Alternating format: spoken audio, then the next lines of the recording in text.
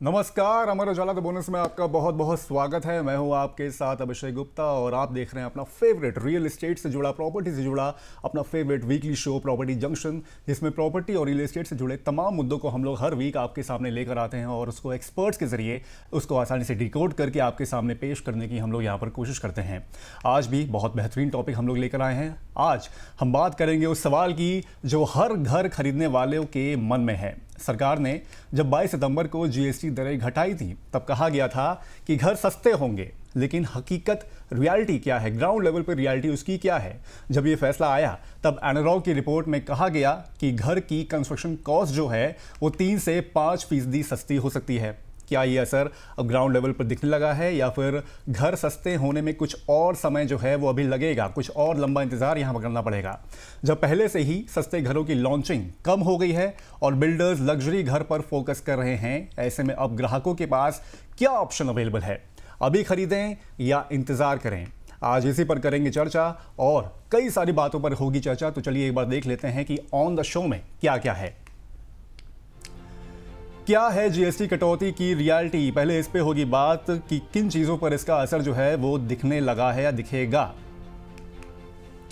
उसके बाद फिर बात करेंगे जीएसटी कटौती दिखने में कितना वक्त लगेगा। ऐलान तो हो गया है, लेकिन इम्प्लीमेंटेशन जो है वो कब तक होगा या हो गया है या उसका असर जो है वो ग्राउंड लेवल पे आ गया है, इसकी बात करेंगे। उसके बाद करेंगे हम लोग चर्चा जीएसटी कटौती के बाद डिमांड पर इसका क्या असर होगा, क्या डिमांड बढ़ी है और अगर डिमांड बढ़ी है तो वो फुलफिल की जा रही है कि नहीं करी है, तो उसके ऊपर भी हम लोग बात करेंगे।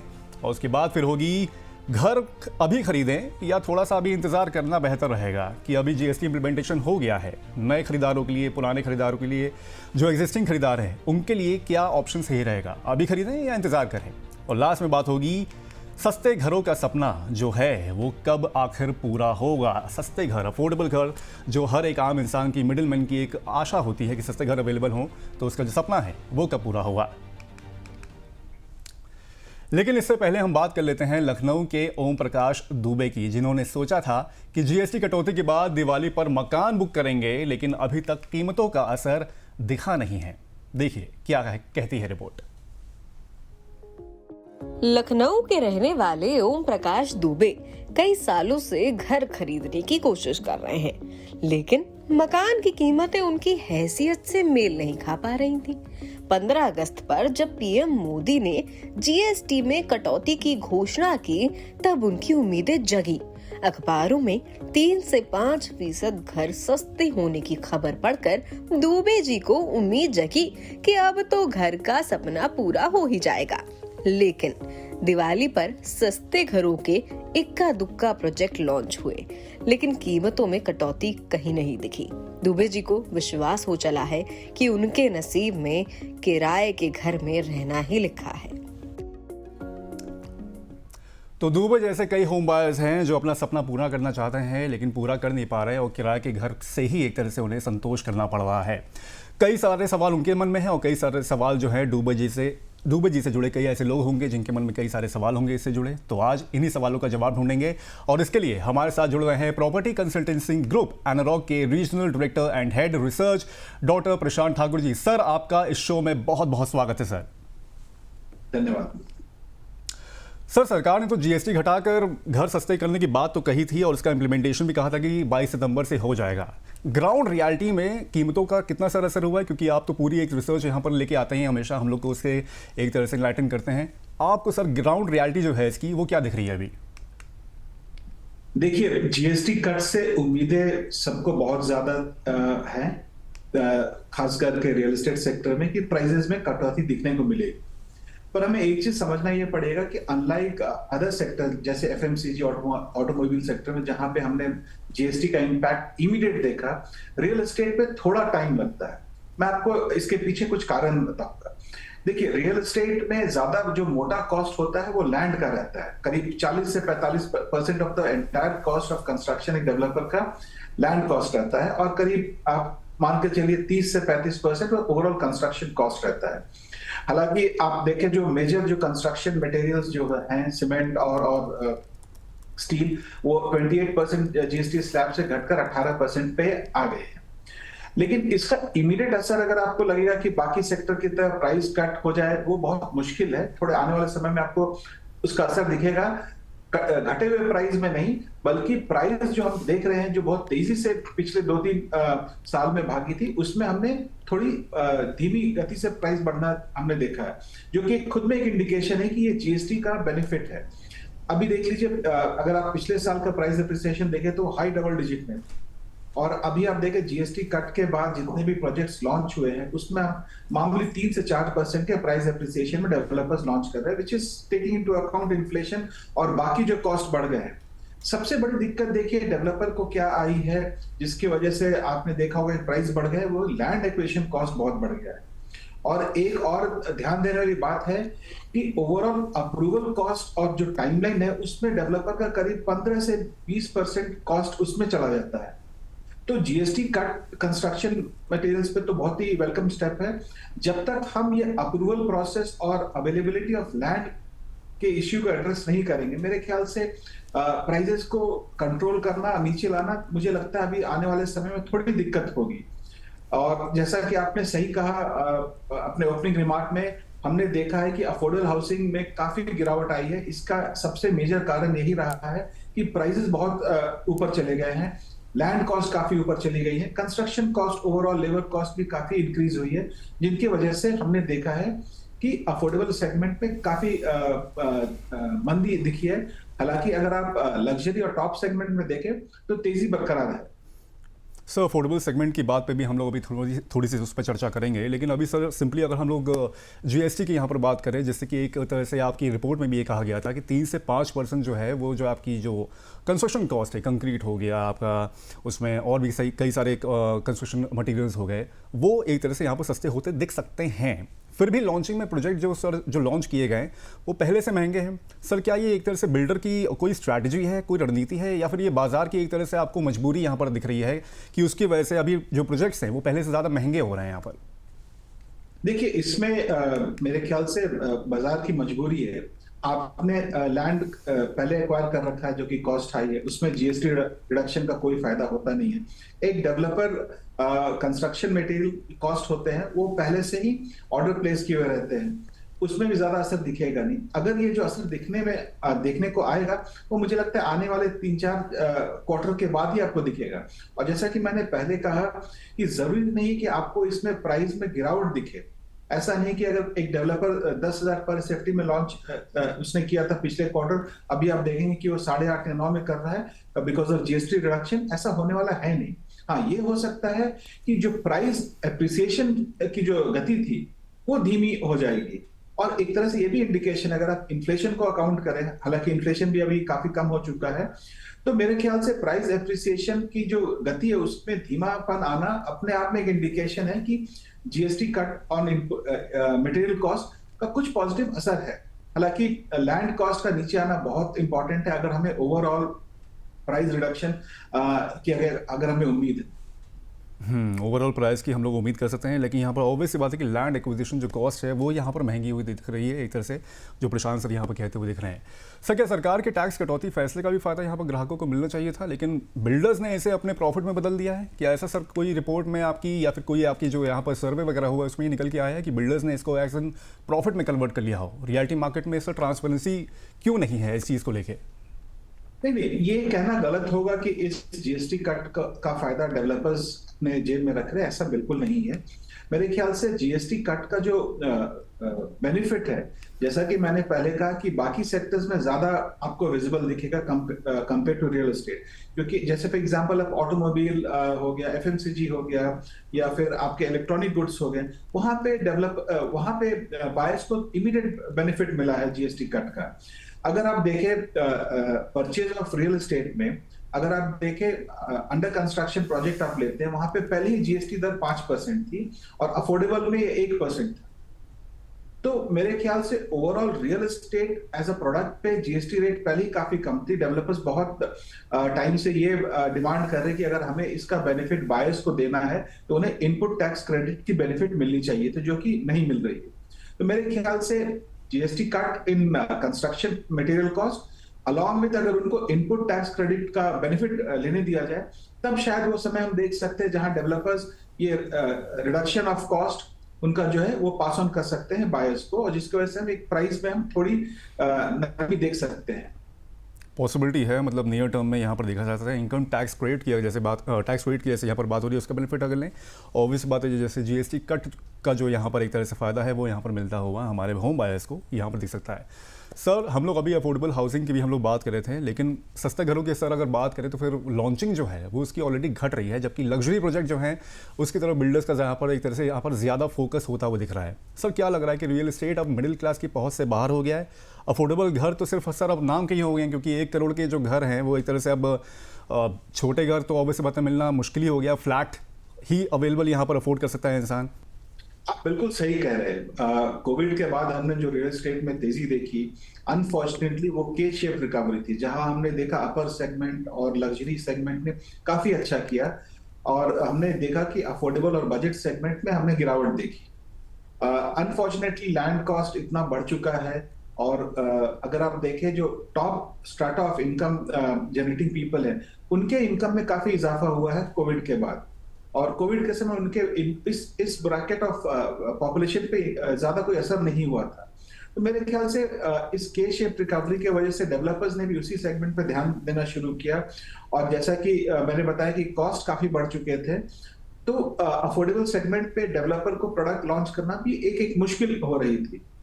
और सबसे इंपॉर्टेंट बात हमें ये समझना पड़ेगा कि अगर हमें अफोर्डेबल हाउसिंग को रिवाइव करना है तो उसमें गवर्नमेंट सपोर्ट की बहुत जरूरत है। 2-3 चीजें हमें ध्यान रखना पड़ेगा। गवर्नमेंट को अफोर्डेबल हाउसिंग के लिए लैंड मुहैया कराना बहुत इंपॉर्टेंट है, क्योंकि आज के डेट में जैसा मैंने पहले कहा कि लैंड कॉस्ट ही सबसे बड़ा कंपोनेंट है एक डेवलपर के लिए फॉर ओवरऑल कंस्ट्रक्शन कॉस्ट अगर हम देखें तो। दूसरा क्या है कि एक अफोर्डेबल हाउसिंग प्रोजेक्ट के लिए एक स्पेशल क्लियरेंस विंडो होना चाहिए। जैसा कि मैंने बोला कि आपका 15 से 20% अप्रूवल कॉस्ट और डिलेज में ही चला जाता है, तो एक अफोर्डेबल प्रोजेक्ट के लिए आपको एक स्पेशल विंडो लाना होगा जहां पे आप तुरंत उसको अप्रूवल दे सके। और गवर्नमेंट का कुछ सपोर्ट जरूरी, जैसे पहले आप देखिए प्रधानमंत्री आवास योजना के तहत आपके पास क्रेडिट लिंक सब्सिडी स्कीम हुआ करती थी, जो कि बंद हो चुका है। तो मेरे ख्याल से गवर्नमेंट के सपोर्ट के बिना, गवर्नमेंट के पॉलिसी पुश के बिना अफोर्डेबल हाउसिंग को रिवाइव करना थोड़ा मुश्किल मुझे लग रहा है। गवर्नमेंट के सपोर्ट के बगैर यहाँ पर थोड़ा सा जो अफोर्डेबल सेगमेंट है वहाँ पर थोड़ी सी मुश्किल आ सकती है। सप्लाई के लिहाज से खास तौर पर दिखना चाहिए। और प्लस सर ने जैसे आपने ये भी बताया, एक बहुत अच्छी चीज़ बताई कि क्विक अप्रूवल एक विंडो होनी चाहिए, जिससे कि अप्रूवल जल्दी हो और वहाँ पर जो बेनिफिट है वो एक तरह से यहाँ पर हमारे ग्राहकों को सीधे सीधे मिल जाए। सर आप ही की एक रिपोर्ट थी, अनलॉक रिपोर्ट की एक जानकारी मैं पढ़ रहा था, उसमें बताया गया था सर जो छोटे घरों की जो सप्लाई है वो 2019 में जो थी वो 40% थी, और 2025 में ये घटकर 12% पर एक तरह से आ गई है। सर क्या छोटे घर अब बनना ही एक तरह से बंद हो गए, या फिर इसकी जो छोटे घर की जो परिभाषा है वो अब बदल गई है कि 1 करोड़ के जो घर हैं is like a new normal, क्योंकि उससे छोटे उससे कम के तो आप एक तरह से घर यहाँ पर अफोर्ड ही नहीं कर सकते? आप बिल्कुल सही कह रहे हैं। मेरे ख्याल से जिस तरीके से लागत बढ़ी है, लोगों का एस्पिरेशन लेवल भी बढ़ गया है, अब वो बड़े मकान में रहना चाह रहे हैं, बड़ा मकान खरीदना चाह रहे हैं, तो मेरे ख्याल से अफोर्डेबल की परिभाषा हमें बदलनी होगी। अभी गवर्नमेंट के डेफिनेशन के हिसाब से 45 लाख और उसके नीचे के मकान को हम अफोर्डेबल में कंसिडर करते हैं, और साइज के हिसाब से देखा जाए तो 60 स्क्वायर मीटर मेट्रोज में और 90 स्क्वायर मीटर नॉन मेट्रोज में है। मेरे ख्याल से इसकी परिभाषा बदलनी पड़ेगी। मेरे ख्याल से अभी आप मान के चलिए 85 लाख आज के डेट में नया अफोर्डेबल का डेफिनेशन होना चाहिए, और उसी हिसाब से गवर्नमेंट को पॉलिसी इंटरवेंशन भी लानी चाहिए, ताकि इस सेगमेंट आज के डेट में भी बायर्स हैं। जैसा कि आपने बिल्कुल सही कहा कि एक तबका जो कि आप बोल सकते हैं मिडिल या लोअर इनकम ग्रुप का है, वो बिल्कुल प्राइस आउट हो चुका है रियल एस्टेट मार्केट से। हालांकि पिछले 5 साल में real estate overall as a sector ने काफी स्ट्रांग परफॉर्म किया है, पर एक अफसोसजनक बात ये रही है कि इन सब ग्रोथ में कहीं ना कहीं अफोर्डेबल और लोअर मिडिल क्लास इस ग्रोथ स्टोरी में पीछे छूट गया है। ये तो सर एक बहुत बड़ा सेटबैक है, मतलब मिडिल क्लास और लोअर इनकम ग्रुप्स वालों के लिए, कि अफोर्डेबल सेगमेंट में भी उसके लिए काफ़ी मुश्किल की घड़ी चल रही है, उसको अफोर्ड कर पाना जो है वो काफ़ी मुश्किल हो सकता है। सर अगर एक बायर्स के लिहाज से अगर हम लोग यहाँ पर बात करें मौजूदा हालात में, सर अगर देखा जाए तो घर खरीदने वालों को अभी सर क्या करना चाहिए? अभी थोड़ा सा रुक जाएं या तुरंत कदम उठाएं अगर घर खरीदारी के लिहाज से देखा जाए, कंसिडरिंग जो जीएसटी का जो रेट कट हुआ है यहाँ पर, उसको लेके सर क्या एक प्रतिक्रिया बन रही है यहाँ पर? देखिए, मैं हमेशा से ही कहते आ रहा हूं कि अगर आपको मकान अपने एंड यूज के लिए लेना है, तो मेरे ख्याल से इन शॉर्ट टर्म डेवलपमेंट से आपको फर्क नहीं पड़ना चाहिए। अभी भी क्या कहते हैं, ग्रेड ए डेवलपर्स के काफी अच्छे स्टॉक्स अवेलेबल है मार्केट में। आप अपने बजट के हिसाब से, अपने रिक्वायरमेंट के हिसाब से और लोकेशन के हिसाब से, अगर आपको इमीडिएट कंजम्पशन एंड यूज के लिए चाहिए, तो मेरे ख्याल से बिल्कुल सही समय है एक मकान खरीदने का। देखिए, आने वाले समय में अगर आप अपने एंड यूज के लिए ले रहे हैं तो उसके प्राइसेस ऊपर जाते हैं या नीचे जाते हैं, फर्क नहीं पड़ने वाला है। हाँ, अगर आप एक इन्वेस्टर के नजरिए से देखना चाहें तो मेरे ख्याल से आज के समय में प्राइसेस काफी ऑलरेडी अप्रिशिएट हो चुके हैं, तो उनको थोड़ा सोच समझकर लॉन्ग टर्म के हिसाब से इन्वेस्ट करना चाहिए और ऐसे माइक्रो मार्केट्स को चूज करना चाहिए जहां पे आने वाले समय में इंफ्रास्ट्रक्चर की वजह से कुछ प्राइस एप्रिसिएशन की उम्मीद हो। तो इन सब चीजों को ध्यान में रखना चाहिए। एक एंड यूजर की रिक्वायरमेंट अलग होती है और एक इन्वेस्टर की रिक्वायरमेंट अलग होगी। इन्वेस्टर के लिहाज से अगर देखा जाए तो फिर उसकी रिक्वायरमेंट ऑब्वियस सी बात है कि अगर अलग ही होगी, और अगर तुरंत रहना है, मतलब उसको सिर्फ घर चाहिए, रहने के लिए चाहिए, तो उसकी डिमांड अलग होगी, तो उसके लिए अलग एक नतीजा निकल सकता है, एक अलग थिंकिंग हो सकती है। सर, इस बीच कई सारे कॉलर्स के हमारे पास सवाल भी आ रहे हैं, तो चलिए एक एक करके उनके सवाल भी यहाँ पर हम लोग इंकॉर्पोरेट कर लेते हैं। तो गाजियाबाद से राजीव शर्मा है। सर, ये कह रहे हैं कि नए प्रोजेक्ट पर बिल्डर ने जीएसटी बेनिफिट तो दिया, लेकिन फ्री पार्किंग 2 से घटाकर 1 कर दी है, अब वो क्या करें? ओहो, ये भी एक मसला आ गया सर, कि पार्किंग जो थी वो 2 से घटाकर 1 कर दी है। एक तरह से मतलब जो जीएसटी का बेनिफिट था, कंपनसेट, एक तरह से अपने प्रॉफिट को कंपनसेट करने के लिए यहाँ पर उसने 2 की जगह 1 पार्किंग कर दी है। सर, क्या कहेंगे इसके लिए? कि मेरे ख्याल से, जैसा कि मैंने पहले भी कहा कि इस जीएसटी कट का बेनिफिट ना तो इमीडिएटली बायर को मिलने वाला है, ना ही डेवलपर को। अब चूंकि सेंटिमेंट ऐसा मार्केट में बन चुका है कि जीएसटी कट की वजह से शायद प्राइसेस कम होंगे, तो मेरे ख्याल से डेवलपर्स ने एक ट्रेड ऑफ किया है। और मेरे ख्याल से मुझे लगता है बायर को ये देखना चाहिए कि उनको 2 पार्किंग से 1 पार्किंग मिलने पे बहुत ज्यादा नुकसान हो रहा है, या जो उनको एक मॉनेटरी बेनिफिट मिला है वो ज्यादा बेनिफिशियल है। पर मेरे ख्याल से देखिए, नेट इफेक्ट तो डेवलपर के लिए भी सेम है और बायर के लिए भी सेम है।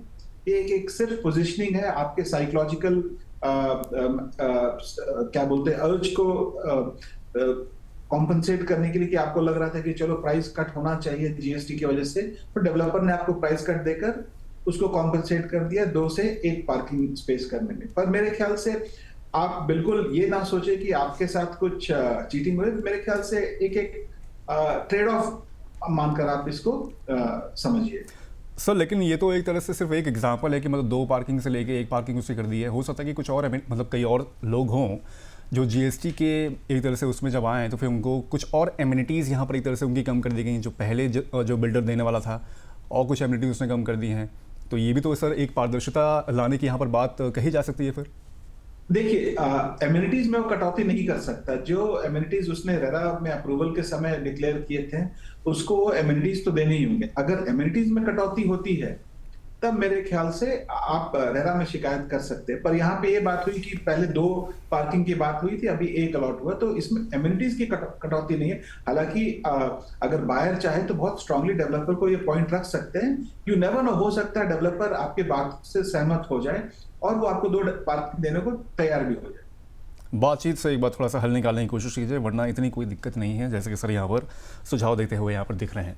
सर, नीलम अग्रवाल हैं पुणे से। ये कह रहे हैं कि मैंने इस साल जून में घर बुक किया है, क्या पुरानी बुकिंग पर जीएसटी का फ़ायदा ले सकती हूँ? सर, क्या कहना है इस पर? सर, देखिए, जीएसटी आप देखिए कंस्ट्रक्शन मटेरियल पे कम हुआ है। ओवरऑल रेजिडेंशियल यूनिट के ऊपर एज अ प्रोडक्ट पे कोई फर्क नहीं पड़ा। जैसे कि अगर आपने अंडर कंस्ट्रक्शन फ्लैट अगर बुक किया हुआ रहता पहले से, तो आपको 5% जीएसटी लगता है। वो जीएसटी रेट आज भी एप्लीकेबल है। वहीं अगर आपने अफोर्डेबल हाउसिंग बुक किया होता तो आपको 1% जीएसटी पे करना पड़ता, उसमें कोई कटौती नहीं है।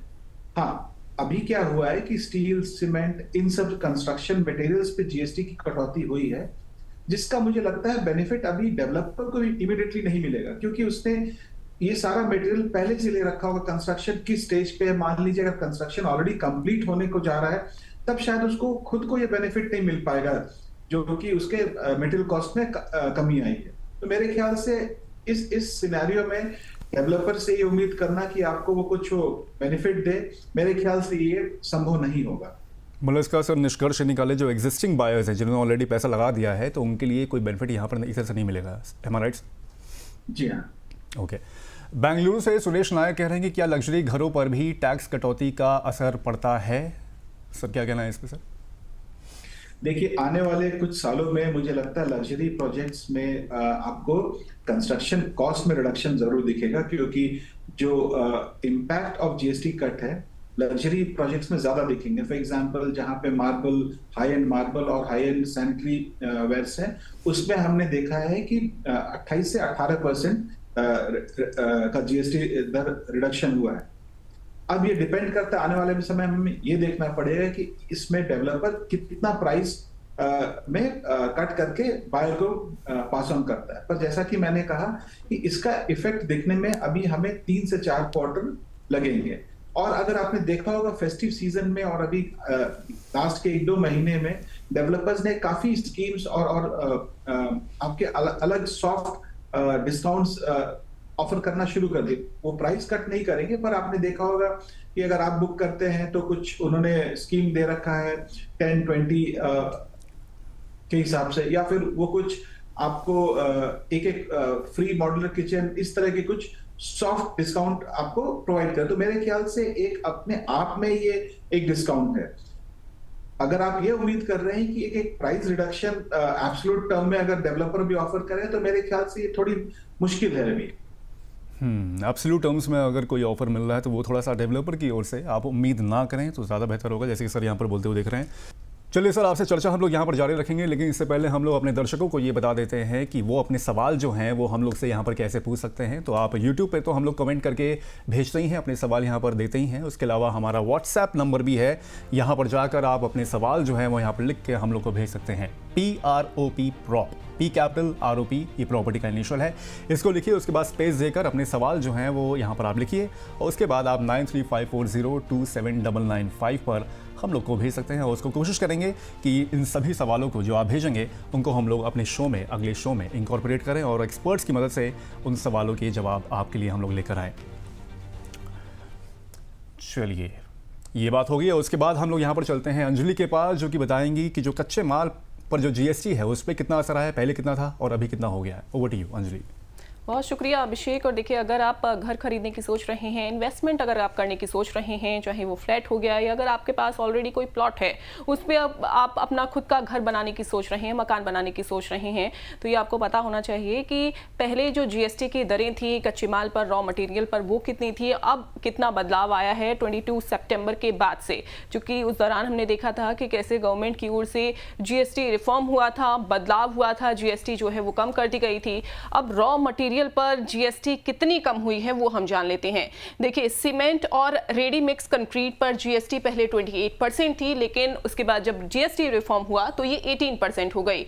वहीं ईंट, टाइल्स और रेत पर जीएसटी पहले 18% थी, वहीं उसे कम करके कर दिया गया 5%। वहीं पेंट और वार्निश का अगर आप काम करवाते हैं तो उसमें जो पहले जीएसटी थी वो 28% थी, लेकिन अब इसे कम करके कर दिया है 18%। चूंकि अब ये जितनी भी जीएसटी की दरें हैं जो कि कम होकर नई जीएसटी की जो दरें हैं वो 18% हो गई हैं सीमेंट और रेडी मिक्स कंक्रीट पर, वहीं ईंट, टाइल्स और रेत पर हो गई हैं 5% और पेंट्स और वार्निश पर हो गई हैं 18%। तो ये जीएसटी जैसे बदलाव हुआ है जीएसटी में, उससे आप अंदाजा लगा सकते हैं कि अगर आप कहीं पर भी इन्वेस्टमेंट करने का सोचें, चाहे घर खरीदें, मकान, दुकान या कुछ भी अगर आप खरीदते हैं, तो ये जीएसटी रिफॉर्म के बाद कितना बदलाव उसमें आ सकता है, रेट्स में कहीं ना कहीं जो बदलाव है वो हमें देखने को मिल सकता है। Over to you Abhishek. Thank you Anjali, इन तमाम जानकारियों के लिए आपने बहुत अच्छे से क्लैरिटी दी। जो कच्चे माल है, कंस्ट्रक्शन वर्क को लेके जो कच्चे माल होते हैं उस पर जीएसटी दरों में कितनी यहाँ पर गिरावट एक तरह से आई हुई है। सीमेंट को ले लें तो यहाँ पर पहले 28% थी और अब 18% हो गई है। ई टाइल्स पर 18% से 5% हो गई और पेंट्स और वार्निश पर 28 से 18% जीएसटी यहाँ पर कर दी गई है। इसका अल्टीमेटली जो है वो फ़ायदा जो है जिसके हम लोग यहाँ पर बात कर रहे हैं कि वो हमारे अल्टीमेट बायर्स को मिलता हुआ दिखना चाहिए। सर, अगर किसी बिल्डर ने जीएसटी राहत का फ़ायदा ग्राहकों तक नहीं पहुँचाया है, अगर एक तरह से हम लोग इस पर चर्चा भी कर रहे हैं, तो सर वो क्या रेरा या कंज्यूमर कोर्ट से इसकी शिकायत कर सकता है? उसके पास ये ऑप्शन अवेलेबल होता है? देखिए, ऐसा कोई प्रावधान है नहीं, क्योंकि अगर आप देखिए unlike other industry, real estate में जीएसटी का कट का इम्पैक्ट बिल्कुल, अगर आप बोले डायरेक्ट रूप में है तो वो मुश्किल है, क्योंकि बिट्स एंड पीसेस में है। क्योंकि वहां पे जो आपने रिडक्शन देखा है वो कॉस्ट ऑफ कंस्ट्रक्शन मटेरियल्स पे हुआ है। तो ये कैलकुलेट करना बहुत मुश्किल है कि ओवरऑल इम्पैक्ट कितना होना चाहिए। हाँ, अगर ये होता कि real estate as a product, एक मकान पे जो जीएसटी भी 5% लगता है, मान के चलिए उस पर 1% कर दिया जाता और डेवलपर उसमें वो बेनिफिट पास ऑन नहीं कर रहा होता, तब आप शिकायत लेकर कंज्यूमर कोर्ट या रेरा में जा सकते थे। पर चूंकि यहाँ पे डायरेक्ट कोई ऐसा बेनिफिट नहीं है जीएसटी रेट कट का एज अ होल प्रोडक्ट, मेरे ख्याल से इसके प्रावधान अभी फिलहाल है नहीं। सर, प्रावधान नहीं है। एक्चुअली इसी से रिलेटेड एक सवाल सर ये भी है कि बायर के लिए अगर यहाँ पर देखा जाए तो वो कैसे पता करे कि जीएसटी का फ़ायदा जो है सर उसको अल्टीमेटली मिल रहा है। इसकी ट्रांसपेरेंसी सर कैसे पॉसिबल है? क्या चीज़ें हो सकती हैं आगे चल के जिससे कि बायर को पता चल सके कि उसको अल्टीमेटली जीएसटी का फ़ायदा हो रहा है? देखिए, हमें पहले ये समझना होगा कि अभी जो जीएसटी कट, जो रिडक्शन अनाउंस हुए, जो इम्प्लीमेंट हो रहे हैं, जैसा कि मैंने अभी आपको बताया कि वो real estate as a product पे नहीं हुआ है। उसके कंपोनेंट्स, स्टील हो गया, सीमेंट हो गया, जो कि उसके इनपुट मटेरियल्स पे है। तो ये तय करना, ये पता लगाना बहुत मुश्किल है कि एग्जैक्ट उसमें ओवरऑल कॉस्ट ऑफ रिडक्शन कितना हो रहा है एक एक आपके प्रोडक्ट पे। तो इसमें कोई ऐसा कोई लीगल बाइंडिंग या लीगल प्रावधान नहीं है जहां पे डेवलपर आपको ये कैलकुलेट करके बताए कि भाई देखो, मेरे सीमेंट में इतने % की कटौती हुई है, स्टील में इतना % मैंने बचाया है, और ब्रिक्स और फ्लाई ऐश में इतना बचाया है, इसलिए मैं आपको कॉस्ट रिडक्शन दे रहा हूं। ये कोई एक साइंटिफिक और एक प्रॉपर कैलकुलेशन करना बहुत मुश्किल है। और जैसा कि मैं आपको बताने की कोशिश कर रहा हूं कि अगर जीएसटी की दरें रियल एस्टेट घर खरीदने पे 5% से घटाकर अगर मान लीजिए 1% कर दी गई होती, और तब अगर डेवलपर आपको वो बेनिफिट पास ऑन नहीं कर रहा होता, तब मेरे ख्याल से एक आपको लीगल एक्शन लेने का एक स्कोप दिखता है। पर चूंकि ऐसा कोई direct GST reduction real estate as a product पे नहीं हुआ है, तो मेरे ख्याल से ये तय करना बहुत मुश्किल है कि कहाँ डेवलपर आपको बेनिफिट दे सकता था overall GST cut on steel and cement, और कहाँ नहीं दे रहा है। तो हमें एक दूसरे तरफ से ये देखना चाहिए कि जो प्राइस एप्रिसिएशन की जो दर है वो काफी धीमी हो गई है पिछले कुछ महीनों में, जो कि एक इंडिकेशन है जहां पे डेवलपर भी ये समझ गए हैं कि अभी प्राइस काफी अप्रिशिएट हो चुका है, मार्केट काफी ओवरहीट हो चुकी है, और हमने अगर इससे ज्यादा प्राइस अप्रिशिएट किया इस मोमेंट पे तो शायद वो डिमांड मोमेंटम कम हो सकता है। इसकी वजह से आजकल डेवलपर्स भी बहुत ही कैलकुलेटर, बहुत समझदारी वाले अप्रोच से आगे बढ़ रहे हैं, और वो प्राइस एप्रिसिएशन की गति को धीमी उन्होंने कर दिया। तो ये रीजंस हैं जिसकी वजह से जो डेवलपर्स ने हैं प्राइस एप्रिसिएशन जो है वो यहाँ पर एक तरह से थोड़ा सा कम कर दिया या फिर उसको थोड़ा सा होल्ड कर दिया है अभी। सर, कुछ कॉलर्स के यहाँ पर सवाल दोबारा आ गए हैं, तो चलिए कुछ सवाल हम लोग यहाँ पर इंकॉर्पोरेट कर लेते हैं। तो नोएडा से रीमा सिंह है सर, ये कह रहे हैं कि निजी बिल्डर्स के सस्ते प्रोजेक्ट आ नहीं रहे हैं, ऐसे में क्या सरकारी स्कीमों पर निर्भर रहना होगा सर, जिस पे हम लोग यहाँ पर अभी चर्चा भी कर रहे थे, क्या कहना है सर इस पर? देखिए, मेरे ख्याल से कुछ शहरों में गवर्नमेंट्स के भी प्रोजेक्ट्स आते हैं, फॉर एग्जांपल आपके बीडीए के प्रोजेक्ट्स हो गए, तो मेरे ख्याल से आप उधर भी अपनी नजर बनाए रखें, क्योंकि आने वाले समय में अफोर्डेबल हाउसिंग प्रोजेक्ट उस गुड़गांव में, एनसीआर में एक प्राइवेट डेवलपर्स के तरफ से आना बहुत ही मुश्किल है। अगर वो अफोर्डेबल प्रोजेक्ट लेकर भी आता है तो बहुत ही आउटस्कर्ट्स में होगा, जहाँ पे आने वाले समय में अभी सोशल इंफ्रास्ट्रक्चर बिल्कुल नहीं होगी। तो मेरे ख्याल से यहाँ पे आप गवर्नमेंट के स्कीम्स जैसे बीडीए हो गए, उनके ऊपर आप थोड़ी नजर बनाए रख सकते हैं। ठीक है, तो ये राय निकल कर आती है सर की ओर से। सर, जयपुर से अभिषेक मिश्रा हैं, ये कह रहे हैं कि शहरों में सस्ते घरों की सप्लाई क्यों घट रही है? शहरों में सस्ते घरों की सप्लाई क्यों घट रही है? ऑब्वियस बात है सर, देखा जा रहा है कि जो सस्ते घर है अफोर्डेबल, जिसकी हम लोग यहाँ पर बात भी कर रहे हैं, वो अपने जयपुर की बात कर रहे हैं, अगर दूसरे शहरों की भी बात कर रही है, चाहे लखनऊ हो, चाहे कोई और टियर 2 के शहर हों, तो वहाँ की भी हम लोग अगर बात करें तो वहाँ पर सप्लाई घटती हुई दिख रही है अफोर्डेबल घरों की, अगर हम लोग यहाँ पर बात करें तो। सर, क्या कहना है इस पर? देखिए, चाहे वो टियर 1 सिटी हो चाहे टियर 2 सिटी हो, पिछले 3-4 सालों में प्राइसेस हर जगह काफी तेजी से बढ़े हैं, और इसके पीछे कारण ये है कि लैंड कॉस्ट काफी बढ़ गया। लैंड एक्विजिशन डेवलपर्स ने काफी ऊंचे दरों पे किए हैं, और जब भी मार्केट में तेजी आती है तो मेरे ख्याल से आपने खासकर के रियल एस्टेट में देखा होगा, because of fear of missing out काफी बाइंग एक्टिविटी में तेजी आती है, जिसकी वजह से प्राइसेस में काफी उछाल आ जाता है। और यही वजह से आपने देखा होगा डेवलपर्स भी इसी ट्रेंड को इनकैश करने के लिए उन्होंने अफोर्डेबल के ऊपर प्रोजेक्ट पे ज्यादा ध्यान नहीं दिया, उन्होंने अपर एंड लग्जरी सेगमेंट पे फोकस किया है, जो कि आज के मार्केट एनवायरनमेंट के हिसाब से उनके इस बिजनेस स्ट्रैटेजी को जस्टिफाई करती है। ओके सर, मोस्टली रिपोर्ट जो होती है उसमें तो आप बड़े मेट्रो शहर जो होते हैं उनका जिक्र करते हैं, मोस्टली 8 शहर जो होते हैं जिसमें आप मेट्रो दिल्ली हो गया, मुंबई हो गया, पुणे हो गया, उसके अलावा बेंगलुरु हो गया, तो ये तमाम शहर जो होते हैं उनके डेटा तो सर आप पेश करते ही हैं। सर इनके अलावा और कौन से शहर जो हैं जो आप अफोर्डेबल एक तरह से हिसाब से देखते हैं कि यहाँ पर आप जो एंड बायर है वो यहाँ पर खरीदारी कर सकता है, Tier 1 और जो बड़े शहर हैं उनके अलावा छोड़कर? देखिए, Tier 1 में भी ऐसा नहीं कि आप अफोर्डेबल, या फिर अफोर्डेबल को अगर मैं बोलूं 80 लाख के रेंज में आपको अवेलेबिलिटी है अभी भी, पर उसके लिए आपको काफी पेरिफेरल एरियाज में जाने पड़ेंगे और आपको इंतजार करना पड़ेगा करीब 4-5 साल का, कि वहां पे प्रॉपर इंफ्रास्ट्रक्चर आ सके। ऐसा नहीं कि आपने आज खरीदा और कल आप रहना शुरू कर दोगे, उसके लिए आपको थोड़ा लंबा नजरिया रखना पड़ेगा।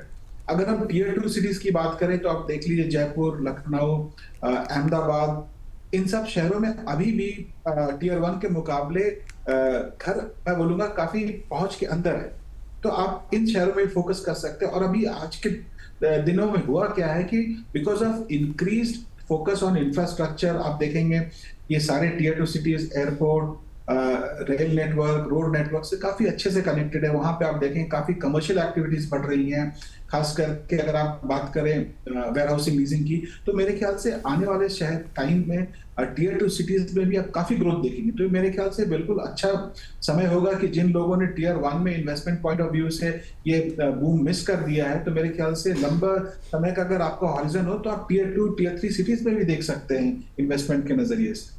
ठीक है, Tier 2 और Tier 3 शहरों में भी आप एक तरह से रुक कर सकते हैं अगर अफोर्डेबल सेगमेंट की बात करें, या फिर थोड़े से अफोर्डेबल से ऊपर मिड सेगमेंट की अगर हम लोग यहाँ पर बात करें तो। सर हैदराबाद से किरण रेड्डी हैं, सर ये कह रहे हैं कि क्या सरकार को GST बेनिफिट पास ऑन की निगरानी करनी चाहिए? बहुत इंपॉर्टेंट सवाल है सर कि GST की तो हम लोग यहाँ पर बात कर ही रहे हैं, जो GST बेनिफिट है, GST कट है, उसका जो बेनिफिट पास ऑन होगा उसकी निगरानी के लिए सरकार को कुछ करना चाहिए यहाँ पर? रिस्पेक्टिव ऑफ इंडस्ट्री, चाहे वो रियल एस्टेट हो चाहे कोई और अदर इंडस्ट्री, मेरे ख्याल से गवर्नमेंट काफी विजिलेंट है और गवर्नमेंट ने आपने देखा होगा बहुत स्ट्रांगली कम्युनिकेट किया है कि अगर GST कट का जो फायदा है अगर आम ग्राहक तक नहीं पहुंचाया जा रहा है तो एक स्ट्रिक्ट एक्शन वो लेंगे। तो मेरे ख्याल से बहुत ही क्लियरली कन्वेड मैसेज है कि GST कट का बेनिफिट अगर किसी सेक्टर में मिल रहा है तो वो एंड यूजर को पहुंचना चाहिए, इसमें कोई दो राय नहीं है। गवर्नमेंट इस चीज को लेकर बहुत सीरियस है और आपने देखा होगा उन्होंने इसको बहुत स्ट्रांगली कम्युनिकेट भी किया है। सरकार ने काफ़ी स्ट्रांगली कम्युनिकेट किया, उनका इरादा साफ है कि ऑब्वियस बात है कि जो लोगों को जो फ़ायदा है GST का वो अल्टीमेटली यहाँ पर मिलता हुआ दिखे। सर अफोर्डेबल सेगमेंट की हम लोग यहाँ पर बात कर रहे हैं, लॉन्चिंग जो है उसकी लगातार घट रही है अफोर्डेबल सेगमेंट की। क्या सरकार और क्या डेवलपर्स को सर यहाँ पर एक गैप फिल करने के लिए कोई यहाँ पर रणनीति अपनानी चाहिए, कुछ करना चाहिए उसके लिए? देखिए, ये गैप बिना पब्लिक प्राइवेट पार्टनरशिप के पूरा नहीं हो सकता है। अगर आप चाहेंगे कि डेवलपर अचानक से अफोर्डेबल प्रोजेक्ट्स लाना शुरू करते हैं, ये मुश्किल है। मुश्किल मैं कहूँगा बहुत मुश्किल है, क्योंकि जैसा कि मैंने पहले कहा कि 40% के लगभग आपका तो लैंड कॉस्ट ही होता है और उसमें से 10 से 15% आपके अप्रूवल और कंस्ट्रक्शन अप्रूवल डिलेज के कॉस्ट ऐड अप हो जाते हैं। तो जब तक गवर्नमेंट इंटरवीन नहीं करेगी, एक सस्ते दर पे लैंड अफोर्डेबल प्रोजेक्ट्स के लिए मुहैया नहीं कराएगी, एक स्पेशल विंडो नहीं हो क्लियरेंस के लिए फॉर अप्रूवल, और एक special funding mechanism specially for affordable project जब तक प्रोवाइड नहीं किया जाए, मेरे ख्याल से अफोर्डेबल प्रोजेक्ट्स को रिवाइव करना बहुत मुश्किल है। और एक चीज हम ये भी इग्नोर नहीं कर सकते कि आज के डेट में अगर भारत जैसे देश को, जहां पे 140 करोड़ की आबादी और होम ओनरशिप अभी बहुत कम है, अगर हमें हाउसिंग फॉर ऑल का सपना पूरा करना है तो इसमें पब्लिक प्राइवेट पार्टनरशिप के अलावा कोई और रास्ता है ही नहीं। सही, बहुत इंपॉर्टेंट पॉइंट बताया आपने कि पब्लिक और प्राइवेट का पार्टिसिपेशन जो है वो यहाँ पर बहुत ज़रूरी है इन केस अगर अफोर्डेबल सेगमेंट को यहाँ पर पुश देना है यहाँ पर एक तरह से। तो सर वैसे अगर देखा जाए तो सप्लाई की कमी तो ऑब्वियस बात है यहाँ पर है ही, बिल्डर्स का भी सर मिड और लग्जरी सेगमेंट पर जो फोकस है वो एक तरह से जो बजट फ्रेंडली हाउसेस हैं उनको काफ़ी इम्पैक्ट कर रहा है। सर क्या वो कोई ऐसा कदम उठा रहे हैं जैसे कि बजट होम्स की जो आपूर्ति है वो यहाँ पर हो सके, सप्लाई जो है वो यहाँ पर फुलफिल हो सके? देखिए, आज के डेट में अगर आप देखें, एक डेवलपर जो लॉन्च कर रहा है प्रोजेक्ट, प्राइस पॉइंट को लेके काफी मेरे ख्याल से वो भी सेंसिटिव है। अगर आप देखें सिर्फ अगर आपने देखा होगा कि कोई डेवलपर सिर्फ लग्जरी प्रोजेक्ट लेकर आ रहा है तो उनकी संख्या बहुत कम है। आप देखेंगे वो प्राइस पॉइंट अगर कंट्रोल नहीं कर पा रहे हैं तो वो साइजेस को उस हिसाब से कॉन्फ़िगर करने की कोशिश कर रहे हैं। तो मेरे ख्याल से आपको ये भी समझना होगा कि डेवलपर भी ये समझता है कि 80% जो कोर बायर हैं अभी भी आपके 80 से 1.5 या 1 करोड़ तक के बजट रेंज में आते हैं। हाँ, अभी क्या है कि लग्जरी सेगमेंट इतने तेजी में चल रहा है कि उनका डिमांड और उनके जो मैं बोलूंगा फोकस अभी उसी पे बना हुआ है, पर वो इस बात को इग्नोर नहीं कर सकते कि आपका मोटा तबका जो core housing demand still lies in the price bracket of 85 to 1.5 CR। तो वो भी प्रोडक्ट साइज को ट्वीक कर रहे हैं, पेरिफेरीज में भी प्रोजेक्ट लाने की कोशिश कर रहे हैं, अलग अलग कंस्ट्रक्शन टेक्नोलॉजी यूज करने की कोशिश करें जहां पे कंस्ट्रक्शन कॉस्ट को लिमिट किया जा सके।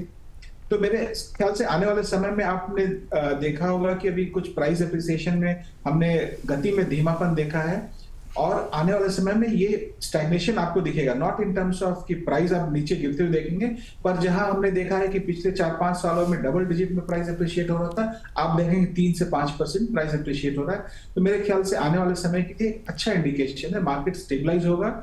एक स्टेज पे आके गवर्नमेंट को इंटरवीन करना पड़ेगा to bring affordable segment back into play.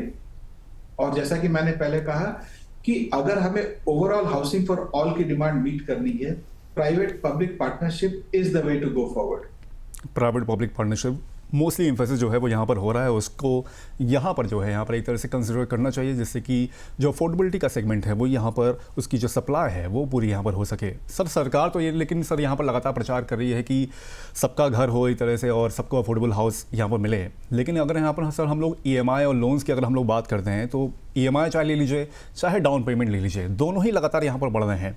Sir इस चीज़ को कंसिडर करते हुए क्या यहाँ पर एक आम इंसान का जो सपना है वो घर खरीदने का एक तरह से पूरा नहीं होता वो दिख रहा है या फिर दूर होता हुआ दिख रहा है? क्योंकि बैंक्स की ओर से भी सर ये खबरें आ रही हैं कि वो जो कटौती की गई थी ब्याज दरों में उसका जो फ़ायदा है वो अल्टीमेटली जो एंड यूज़र है उनको पास ऑन नहीं कर रहे हैं ठीक से।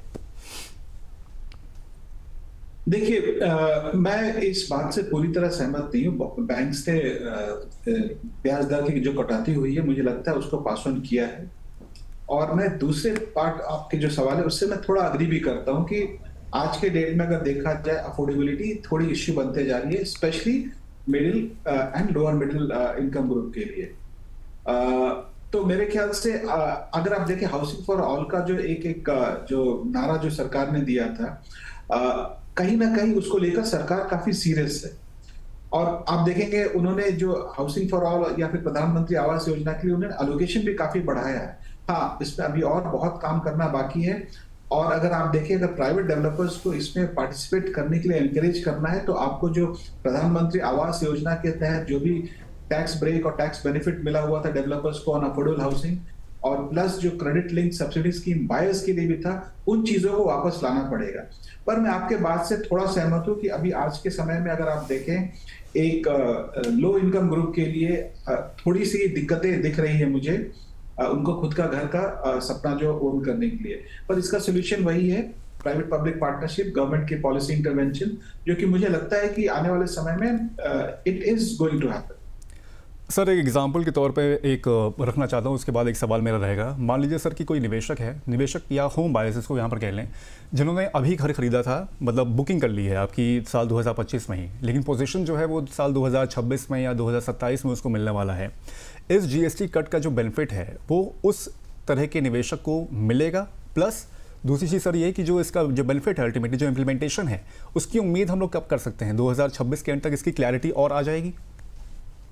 देखिए, हमें ये भी ध्यान देना पड़ेगा कि एक तरफ तो हम GST कट की बात कर रहे हैं ऑन कंस्ट्रक्शन मटेरियल्स के ऊपर, और 5 साल का एक ड्यूरेशन काफी लंबा होता है इन्फ्लेशन को अगर आप ध्यान में रखें तो आने वाले 3-4 साल या 5 साल में जब एक कंस्ट्रक्शन की एक्टिविटी चल रही होगी उस प्रोजेक्ट पे, तो कंस्ट्रक्शन कॉस्ट भी बढ़ा होगा, इनपुट कॉस्ट भी बढ़े होंगे, मटेरियल के प्राइसेस बढ़े होंगे, और अगर आप टाइम वैल्यू ऑफ मनी देखें उसके हिसाब से ये बहुत कहना मुश्किल होगा कि वो इनपुट GST का बेनिफिट उनको मिलेगा कि नहीं, क्योंकि उन्होंने एक तय प्राइस पे आज प्रॉपर्टी बुक किए होंगे, डेवलपर ने उसी प्राइस पे उन्होंने कमिट किया है, तो वो प्राइस बढ़ाएगा नहीं। ऐसा नहीं कि हो रहा है कि अगर मान लीजिए डिलीवरी डेट के समय आपके स्टील और सीमेंट के प्राइस बढ़ गए तो डेवलपर आपसे ये नहीं बोलेगा कि हाँ मुझे 10% और आपको पे करना पड़ेगा because my input cost has gone up, right. So उसी तरीके से हमें ये भी समझना होगा कि ये जो जीएसटी कट हुए हैं ये अभी के समय है, पर आपका कंस्ट्रक्शन 5 साल के पीरियड पे होगा जहां पे प्राइसेस बढ़ेंगे भी। तो ओवरऑल इसका इम्पैक्ट आपको रियल एस्टेट पे उतना नहीं दिखेगा। जैसा कि मैंने पहले भी कहा कि ओवरऑल आप देखें फायदा ये होगा कि इसके प्राइस एप्रिसिएशन की जो गति थी वो धीमी पड़ जाएगी इस बेनिफिट के अलावा, क्योंकि डेवलपर बहुत सारे कॉस्ट अब एब्जॉर्ब कर पा रहा है। ओके तो कई सारे कॉस्ट जो हैं, कई सारे जो एमिनिटीज़ होती हैं उसकी जो कॉस्ट है वो एक तरह से यहाँ पे एब्जॉर्ब कर पा रहा है, जहाँ तक कि जीएसटी की यहाँ पर हम लोग यहाँ पर बात कर रहे हैं।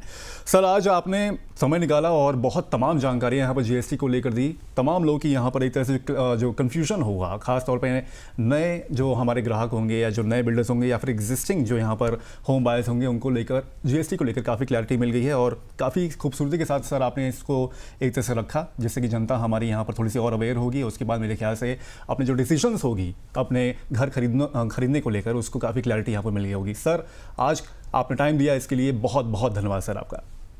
बहुत बहुत धन्यवाद।